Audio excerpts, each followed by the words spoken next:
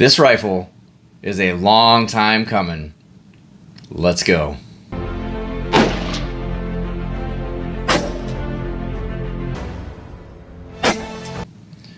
What's up, everybody? How you doing? Welcome to Scruffy Arms. If it's your first time here, please like, subscribe, hit that bell notification, leave a comment down below.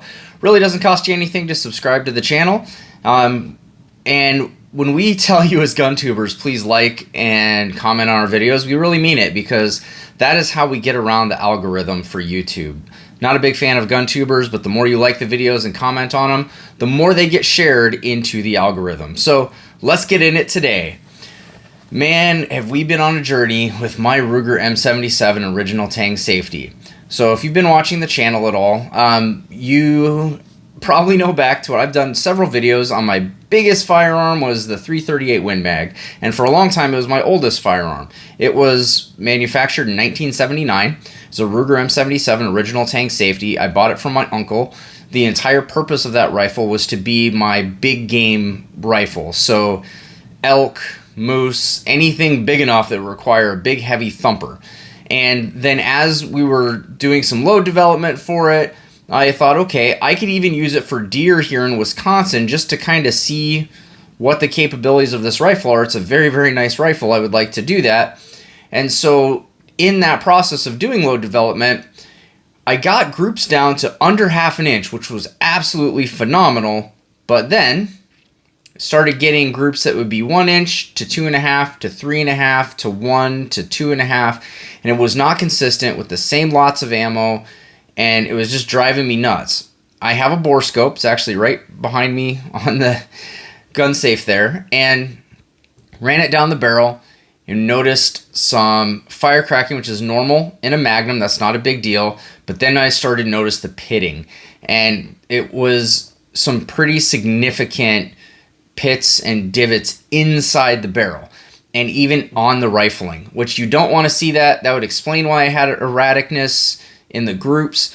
But also, it was a 44-year-old barrel in a Magnum caliber rifle, so that is going to wear exponentially faster than your standard regular non-Magnum calibers. And something like a 338 Win Mag that's used as a hunting rifle significantly and shot quite a bit is going to wear out the barrel pretty fast. I only put about 120, 130 rounds through it, and in that finished off that barrel. So we actually pulled that barrel off, and I had a chance to look at it even a lot better, and you could really see that the damage was significant enough that I didn't even feel safe shooting it anymore. So we went through a process of determining that we were going to convert the Ruger M77 into a 7 PRC.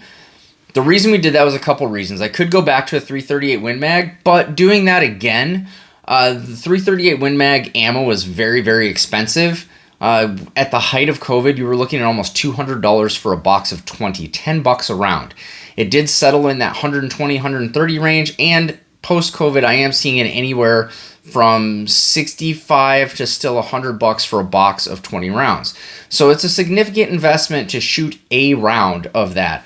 I actually did a video, $85 blown at the range, trying to figure out what was going on with the 338 Win Mag. So even reloading for that is not cheap. You have to get the 338 bullets. If you've got the casings, that's fine. I have dies, but then finding Magnum primers is a hot mess right now. So all of that decided, I looked at the different Magnums that were out there. Okay, so they got a Magnum bolt face on the M77, so that opens me up to all the long action Magnum calibers that are out there that still have the same cartridge overall length as a 338 Win Mag. So I looked at that. What does that do?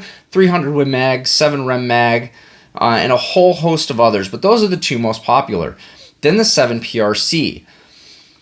After doing a lot of research and a lot of thought went into this, I decided that I was going to do the 7 PRC. Now, a lot of people have been talking lately about the 6.8 Western and the 7 Rem Mag, and how the 7 PRC isn't really that big of an improvement. The biggest improvements with the 7 PRC is the BC. It's a non-belted Magnum. I do think the 6.8 Western is a fantastic cartridge. The 7 PRC, for me and my applications, I just think is better. Then we talked about barrel length. man, that video got a lot of views.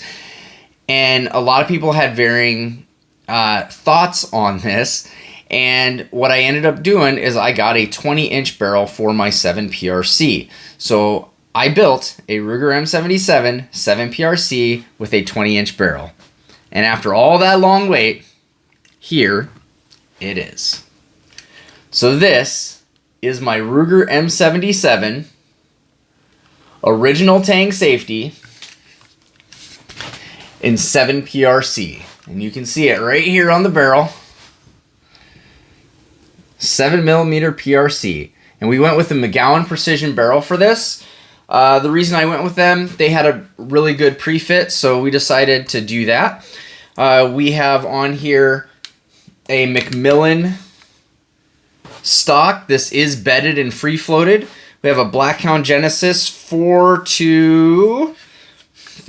I gotta check, man. I got a lot of optics. Blackhound Genesis 4-14, first focal plane optic. This thing is sweet. We do have a threaded barrel, 5/8 24. So I'm gonna get an adapter for my silencer. It will go on there. I'll probably do that after barrel break-in. There is a barrel break-in process we're gonna do with this rifle. It's about 40 rounds to break this thing in. So I've got 40 rounds of Hornady match ammo. We're going to take this out. We're going to shoot it. I'm not even really concerned about groups until I get the barrel broken in.